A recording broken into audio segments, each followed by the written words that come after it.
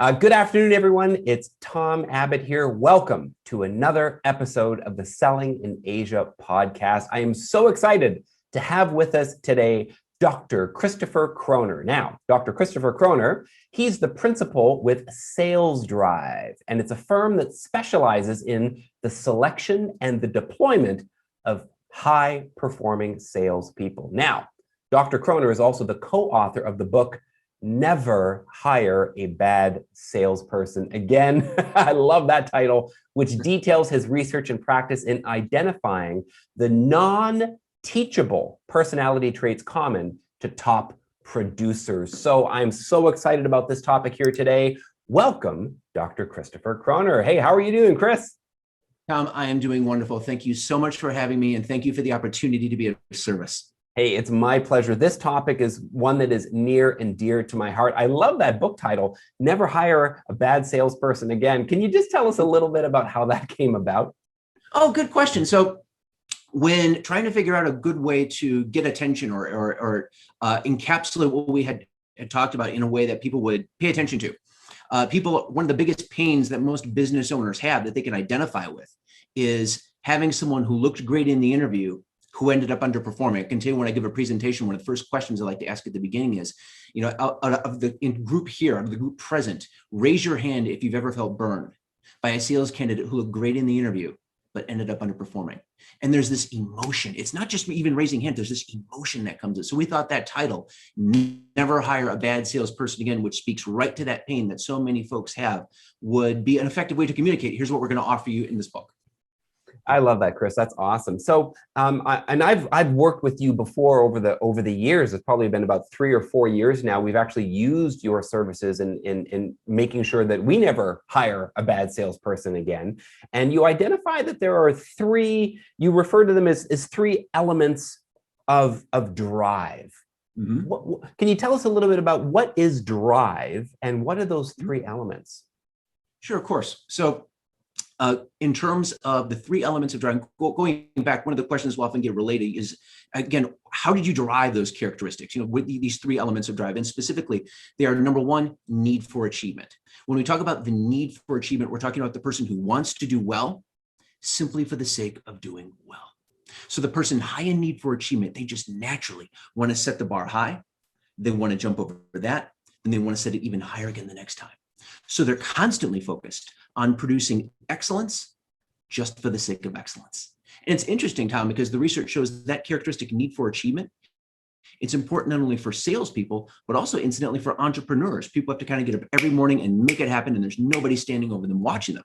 So as you can imagine, as companies are now in many cases having to hire a bit more remotely, we're finding that characteristic just continues to become more important. So that's the first piece. So Chris, are these like, some people refer to them as self-starters? Is it, same, but different? Can you say a little bit about that? Exactly. So when we look at the need for achievement, again, that piece of it where the person just wants to do well for its own sake, that's exactly what they are. Self-starters. They're constantly, again, they're sort of like that kid in school that just has to get high marks. It's that particular dedication and focus. They just want to do well for its own sake. They're constantly raising the bar for themselves, constantly jumping over that, raising it again the second time. It's an area many people don't think about when they think of salespeople. They think, oh, I want somebody with the gift of gab, or I want somebody who's just very persuasive. Well, those things are great, but you can teach those. You can teach persuasion. You can teach relationship skills. But past the age of 21, 22, I'm sure we'll talk about, you can't do much to change drive. One of the elements of which is that need for achievement. So that's why we look at that so heavily. Wow, I love that, Chris. So, and look, for everybody watching and listening out there, you're hearing some distinctions. So we're talking about things like persuasion, which can be taught, which can be learned. You can read a book on persuasive techniques or more effective communication. But it sounds like drive, this inner need for achievement, you've either got it or you don't got it. Is that right, Chris? Correct. About the age of 21, 22. So there's that first piece, need for achievement. On top of that, the second piece, just briefly, is competitiveness. And the competitive salesperson, we find, really wants to do two things. Number one, they want to be the best on their team. They're always comparing their performance to their peers. But number two, they want to win that client or that customer over to their point of view. Because to them, psychologically, that sale is kind of like a contest of wills. And the third piece, of course, is optimism. And that's the salesperson's sense of certainty that they will succeed, as well as, of course, the resiliency to hang in there when they face the inevitable rejection that a salesperson just has to deal with. So we find it's those three characteristics all together, Tom: need for achievement, competitiveness, and optimism that psychologically create sort of the perfect storm, if you will. And yes, collectively we refer to those three characteristics as drive. And past the age of about 21, 22, there's not much we can really do to change it. It's kind of either it's there or it's not. It's kind of that combination of nature and nurture as the person grows up, if you will. Right. I love this. We talk about this all the time. People ask me, Tom, can sales skills, are sales skills and sales competencies, are these born or bred? And I say, well, it depends. Right. Some of them you're born with. And by born with, I mean, it's as you say, Chris, and I'm glad to hear you talk about this age of 21 or 22. So it's either you've got it by a certain age or you don't. And it sounds like drive is one of those things. And then some other things, which are more skills, can be developed and picked up. Those are things that can be bred. So I want to talk a little bit deeper, if we can, about this need for achievement, because I love this. I mean, I'm a sports guy. I've listened to your podcast as well. I can tell you're probably a basketball fan. Am I right? Yeah, we do love our basketball here in Chicago. Yeah, right. And you talk about Michael Jordan a lot, who to me is the GOAT. He's the greatest of all time. And what I love about Michael Jordan is he's got this need for achievement, and it never ends. And you either love it or hate it. But it's like some people would be satisfied with winning a game, or they'd be satisfied with coming out as season champion or winning the NBA championships once, and they go, "Oh my God, this is amazing! I've achieved my goal." He's like, "No, I think I need 6, or I need more and more and more," and it never ends. I'm a huge tennis fan. So for me, the greatest of all time is Roger Federer. And I love this guy. And it doesn't matter. So many times people have thought he should maybe retire because he's done everything. But it sounds like for these people who have this constant need for achievement, they never believe they've done everything. Can you say a little bit more about that? Right. And we talk about, the other example we give in our book is Tiger Woods. He won his Grand Slam championship. There was a report, I believe, for the Sun Times said, "Tiger, you've done it all. There's nothing left for you to do." And he just looked at the guy like he was nuts. He said, "No, you're never there." It's that mentality. You're exactly right. If you see that, the Netflix special, The Last Dance, talks about Michael Jordan, talks about that dedication that he had. That's that desire to do well for its own sake. And sometimes I'll get a question that'll come up similar to that, after a presentation. What leads to that? What causes somebody to have that need for achievement? Again, it's nature and nurture. So on the nature side, there's the way the person is born. There's an element of what psychologists call conscientiousness, achievement striving. Again, it's that kid that just, as I mentioned, has to get an A, if you will. They have to get high marks in school. But then there's the combination of that with the kid who's held accountable for their behavior by their parents. The parents hold them accountable in some way. It could be many different ways. It could be accountable for their academic performance. It could be accountable for watching their brothers and sisters. It could be accountable for playing a sport. It could be accountable for playing an instrument. Many different options. But there's the natural wiring combined with being held accountable as a child growing up that, again, by the time they're in their late teens or early 20s, it's relatively solidified. And it's a very powerful characteristic because, again, so many people will say, "Oh, I want somebody who's motivated by money." No, you don't want the person who's just motivated by money. There's a subtle distinction there, but it's that need for achievement that will carry the day. So it's almost, I love this, Chris. So it's almost as though they would do it even without the money because they just want to they want to win. So that leads to the competitiveness. Can we talk about the competitiveness part? Yes, exactly. And that's where that comes in a bit as well, because the competitive person, again, they want to be the best among their peers. So it's not that in terms of their relationship with money, there's sort of a subtle distinction there. When you get the person, for example, we'll get many sales managers who will come to us with frustration saying, Dr. Croner, we've had several members of our team just have not performed well. They get up to a certain level of production and they level off and we can't figure out why. And during that conversation, I'll ask them, well, what do you look for on the hiring side? Well, they'll say, well, I want someone who's motivated by money. So we make sure the person has, say, a mortgage, couple of car payments, kids in school, all these external factors that are motivating them. And then they can't figure out why. They get up to a certain level of production and then they just level off. Well, yes, certainly those external factors can be very motivating. Certainly the person, if they're motivated by money, that can compel them up to a point. But generally, if the person is motivated by money, they're motivated by a lifestyle. They get up to a certain level of production and now they've satisfied those external pressures or that lifestyle they were really going after. And now they know what they need to kind of phone in quarter after quarter just to maintain. Whereas the person motivated by need for achievement will continue to excel. They'll continue to produce. Money's still important to them, but they look at money the same way that a great athlete like Michael Jordan looks at points in the scoreboard. It's how they show how well they've done rather than their goal in and of itself, which I know is a subtle distinction, but always giving them the opportunity to earn unlimited commissions. They'll love that because that's unlimited points they can put on the scoreboard.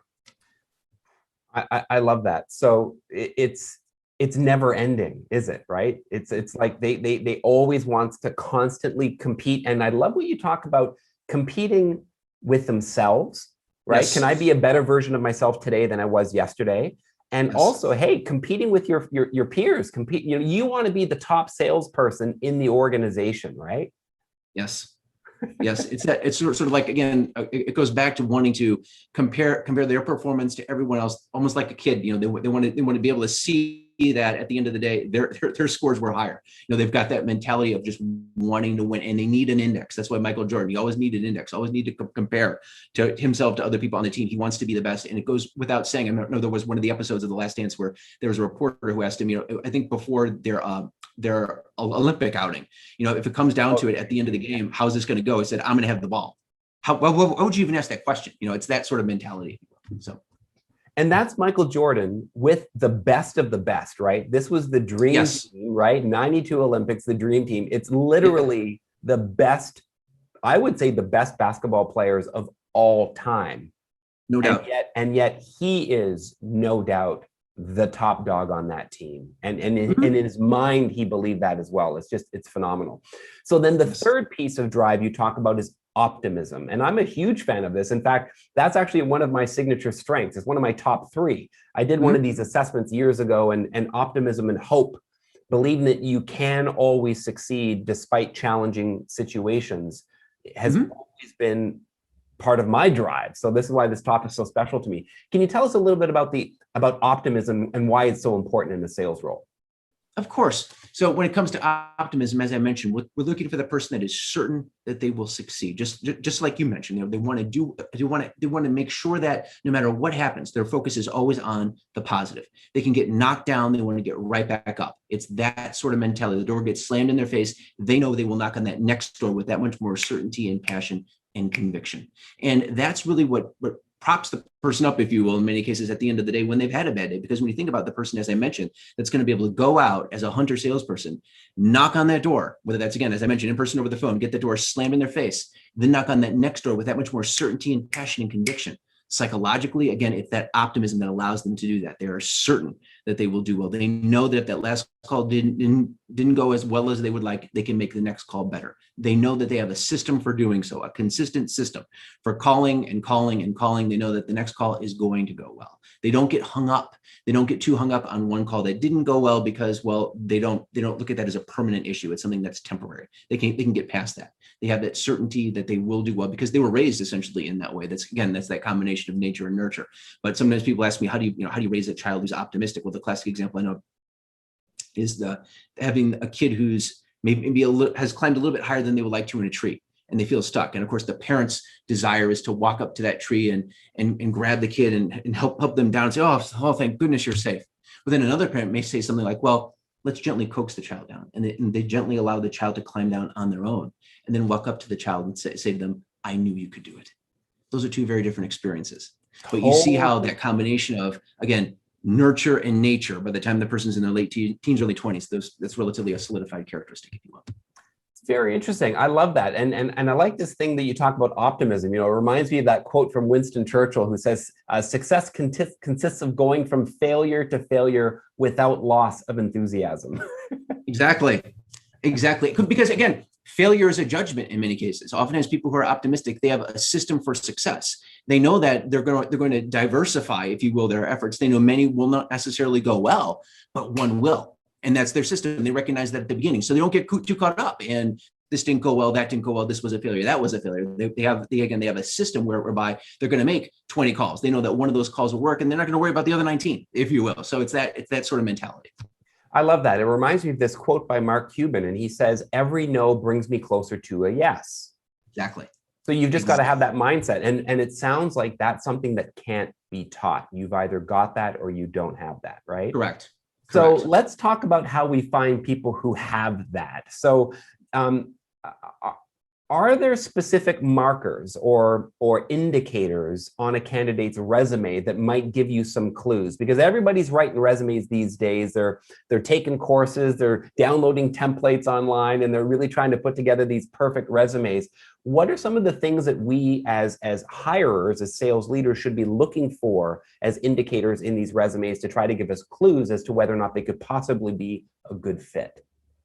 Yes, good question. We've had some clients have candidates score very high in drive, almost every single candidate that they've assessed. And so we've asked them, what do you look for on a resume that so consistently predicts these high drive scores? And they've said, well, they really look for three different things. Number one, of course, they look for the person that's more of a passive job seeker, if you will, than an active job seeker, because oftentimes if the person has been actively out there looking for a while in the world of sales, there can be a good reason for it. So they tend to look for the folks that are a little bit more passive. Number two, of course. Okay, sorry. Let's not go over that one too quickly if we can't, Chris. So Sure. when you say passive versus active, I imagine what you mean is when you get a resume from a candidate and they've been job hopping. So they've maybe been in a job for 6 months, a year and a half, and they keep changing roles. That could be an indicator that they kind of give up when the going gets tough. Is this what you mean? That's and that anticipates my next point, which is the job hopper. So that is absolutely an important. We always want to avoid job hoppers. When I'm speaking about the passive versus active candidates, the active candidate we describe as someone who's been actively out there looking for a long time. So they're actively shopping their resume around, versus the passive candidate that's not shopping their resume around. That maybe you have to find through LinkedIn. Maybe you have to do some research on your own and you find that candidate who has great experience that you're looking for, who has the background you're looking for, and you reach out to the candidate proactively. That's the passive candidate. So oftentimes, as you can imagine, those passive candidates who aren't actively out there looking for a new position, they're oftentimes very happy where they are because they have high drive, they're doing very well. But in some cases, you can actually track them, you can find them, you can bring them into your candidate pool by showing them how the opportunity that you offer them is greater than what they're doing now. Ooh, I like that. Okay, so this is huge for anybody out there who's looking for a candidate. It sounds like what Chris is saying is it's better for you to maybe hunt for that ideal candidate rather than you sit back or rather put an ad and hope they apply for this ad. Is this what you mean? Oh goodness, yes, absolutely. Okay. Yes. That is the first piece, looking for those more passive candidates. And you're exactly right, Tom. For the second piece, that's where we make sure that the person's not a job hopper. So they have some longevity in the positions they fill, because you're exactly right. If they've been jumping from job to job, chances are when the going gets tough, that's sort of the pattern that we've established. The best predictor, of course, as you know, of future behavior is previous behavior. So during the hiring process, we're gathering data about the way that person has behaved in the past that will allow us to predict how they're going to perform for us going forward. And that's a big piece of making sure that they're not a job hopper, if you will. Now, of course, when someone comes out of school, they're going to take maybe a year or two to kind of figure out exactly what they want to do. So the first couple of jobs will allow that a little bit. But by the time we're getting into the third and fourth position, we want to see a little bit more longevity in the positions that they've held. And then, of course, the third indicator is the person's able to provide some sort of metrics to show that they have been successful previously, just to prove, to back up that they have done well, whatever that is that satisfies you, the business owner. So whatever metrics they're able to give you to show that they have done well. When you take those three pieces all together, the person who's, again, they're not an active job seeker, they're passive, you're making sure that you're looking for somebody who's not a job hopper, and they're able to provide you metrics to show that they have done well, that tends to predict, as you can imagine, a higher overall drive score.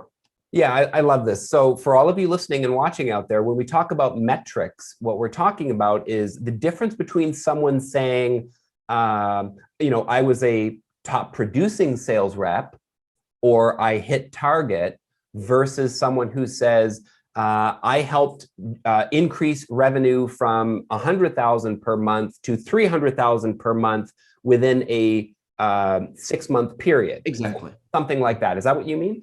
Correct. Exactly. Or I increased the average revenue per customer by 48% in only a 3-month time period, for example. So something more tangible that you can exactly measure. Exactly. Excellent. Exactly. And another indicator, in terms of the resume question, oftentimes business owners, especially when they're first hiring a salesperson, they're saying to themselves, I need somebody who's going to hit the ground running for me. And that first hire is so critical. The person needs to do well. Oftentimes they need to start doing well very quickly. And so as that business owner is reviewing resumes, in many cases, they can be attracted, as you can imagine, to a salesperson who has substantial experience, oftentimes at a very large company, thinking, okay, great. This person's had great experience at this very large company. Surely they've had world-class sales training. Surely they will bring that same degree of success to bear for us. But then the key question in that situation is to make sure that we figure out what really led to that person's success. Was it their own effort, or was it really the fact that they had, in that case, all that brand recognition and collateral material that were really opening the doors for them? So sometimes finding somebody that's had experience at maybe a smaller company, if you are a smaller company, and they've dealt with the challenges that are inherent in that situation where they don't necessarily have all those advantages that they're able to take advantage of when they have a very large company that they're working for. Oftentimes that can be very helpful. The person that has maybe 2 to 3 years of relevant previous experience at a similarly sized company, combine that with a higher overall drive score. Now you've got the person with the knowledge, they've had the experience, they've had sales 101, and they have the passion to execute on that knowledge, if you will. Wow, this is great. Good stuff here. I love this. So can we talk a little bit about a screening process? So we're starting to now kind of screen candidates a little bit. Can you kind of walk us through that? Oh, sure. So the first step is often the resume review, using the techniques that we just discussed, then moving on to a phone screen, typically of some kind. And ideally in a phone screen, I like to start out with walking the person, or have the person walk me through their resume if I have not yet done so. And you can learn a lot about the person, their levels of discernment, and things that are really causing them right now to be attracted to your position. So for example, I like to, for each position the person has held, as we're walking through the resume, ask them to answer 3 questions. Number 1, give me the basic job description. What did you do in that role? Number 2, if you were on a sales team, where did you rank on the team? Of course, the competitive person will know exactly where they ranked on the team. And number 3, what got you to move on to the next position? And I'm sure when you've asked that question over the years, what got you to move on to the next position, you've heard that people sometimes occasionally have what we might consider to be somewhat guarded answers. Things like, oh, there were some misunderstandings with my salary. There were some differences of opinion with my supervisor, sort of guarded answers like that. If you do find yourself misalignment in goals. Exactly. Yes, the misalignment. If you find yourself hearing those guarded answers, we recommend using what we call the magic wand question. Okay, if we had a magic wand and we could change 3 things about that job, so you would have never wanted to leave, what would those 3 things be? And of course, at that point, that's when you start to get a kernel of the truth. Well, let's see, I would have gotten paid more. My assistant wouldn't have quit. I wouldn't have yelled at the sales manager. They give you something you can start to dig in on. And then at that point, Tom, the key is to find what other examples you can find of that behavior, if it is a negative behavior in the past, because the more consistent examples of the behavior we can find previously, the more reliable we can predict it will emerge for us going forward. So that's what I recommend in terms of proceeding through the person's resume. And then at that point, getting into maybe at least one question for each of the 3 elements of drive: need for achievement, competitiveness, and optimism. Oftentimes, if the person is going to be cold calling, I recommend maybe asking at least one confidence question, just to get confident that this person is going to be worthy of your time in the remainder of the process. And then at that point, deciding whether to use an assessment. Of course, our assessment is the drive test, but deciding at that point whether to put the candidate through an assessment. And then at that point, you have 3 great pieces of data to decide, okay, number 1, do you bring the person into the one-on-one interview at all? And number 2, if you do, how do you structure that interview to make the best use of the candidate's time and your time? I love this. All right, so much to unpack here, but when we talk about, so I'm a big believer in asking behavioral questions during an interview, yes. Right? I think the worst questions are, what did you do there? What was your role? What was your title? What were your responsibilities? Those to me are the most useless questions on the planet that could be manufactured, and they're just scripted, and you go, oh, on paper, this person looks great. I'm more interested in, tell me about a time when. Describe a situation when, and not just once, and then another time. And then how about another time when you had to do that, right? So I'm into asking behavioral questions and sales specific. So what are some great examples of behavioral questions that people could ask that are linked to those 3 elements of drive? Of course. So for need for achievement, what kinds of sacrifices have you had to make to be successful? What does that person consider to be a sacrifice? Was it maybe they had to work a couple weekends last year, or was it something more substantial? Now compare that to the kinds of sacrifices you've seen your top. I worked through lunch last Thursday. Wow. Okay. Wow. Well, maybe what else? Give me some more examples. Just again, one of the things that you'll notice, and I really like the fact that you said that too, that you're willing to ask the person to give you example after example, because that's when you can really be sure, when they give you several examples, and just be patient. Because again, it's all about making sure that the match is right on both sides. I've had people say to me, Dr. Croner, you're really nice, but these questions are hard. yes, that's the point. That's the point. We want to make sure that the match is right, because psychologically, when you think of the demands on a hunter salesperson, you want to make sure that the person that we're putting in that role is going to be able to shoulder those demands, if you will. It's like, pal, if you can't get through this interview, you're not going to get through a sales call. Exactly. Bingo. So for need for achievement, another question for need for achievement. Tell me about the greatest goal you've ever accomplished professionally. Really have the person flesh that goal out for you. Then you can reflect back to them. You have to be proud of that. How do you intend to top it? Again, the person high in need for achievement has that plan to top it, and they're excited about the opportunity to tell you about it. For competitiveness, when was the last time you were competitive? Give me an example of that. Oftentimes the person will describe maybe they were at the gym a couple of days ago and they saw somebody start to lap them and they just wanted to run faster than them. In that case, we always want to bring it back to the world of work. When was the last time you were competitive at work? What did that look like? Again, we want to look for the person that relishes competition. That if there's not a competition, they will make a competition. They just enjoy it. They just enjoy wanting to, again, to kind of rise to the top of their class, if you will. For optimism, tell me about a time when you remain persistent, even though everyone else around you gave up. Now tell me about another time. Again, just getting those consistent examples. This is great stuff. I love this. I hope everybody out there is taking a lot of notes. Rewind it, watch this again, listen to it again, because this is super valuable stuff. So as we wrap up here, Dr. Croner, can you please share with us? I know you talked about the SalesDrive test, and I love this, and we've used this on many occasions, and I think it's great. When's the right time? When's the right time to do that assessment? Is it pre-interview, post-interview? Is it after a first or second round of interviews? When's the right time to do this SalesDrive test as part of the whole interview process or screening process? Good question. Of course, the broad answer is as early as possible to make sure that, of course, we're spending time with candidates that have the highest potential, if you will. So as you can imagine, companies, if they're hiring a large number of salespeople, say hundreds, they'll oftentimes use it very early in the process, right at the beginning. Oftentimes, the companies are a little bit smaller. They're not necessarily hiring hundreds of salespeople, maybe between 5 and 10 a year. They'll use the assessment a little bit more toward, just as I suggested earlier, starting out with the resume review, then do a phone screen, then use the assessment after the phone screen at that point, at least before the one-on-one interview. If you did want to wait, we simply recommend that you can use it toward the end of the process, but just give yourself the opportunity to interview the person one more time after the results are available, just to make sure that you clear up any potential surprises, if you will, that may emerge on the assessment. So that's what we recommend. Ideally, before the one-on-one interview, so that, again, when you do sit down with the candidate, you've got your game plan, if you will, to make sure that the time is being spent most wisely, if you will, on both sides. So it sounds like you're recommending to use the SalesDrive test not to kind of confirm your thoughts around how they were in the interview, but more to avoid you wasting time going through the interview. Is that right?